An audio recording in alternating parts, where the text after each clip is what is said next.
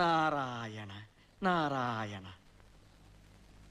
5-6 రోజుల నుంచి నువ్వు పట్టడి అన్నం కూడా తింటం లేదని, పచ్చి గంగైనా ముట్టడం లేదని భక్తజనం అంటున్నారు. ఏం నాయనా? ఆ హరివాసం చేరే వరకు ఉపవాసం చేద్దామని తాత. అలా అయితే శరీరం అలసిపోతుంది, ప్రాణాలు అవిసిపోతాయి. అసలైపోతే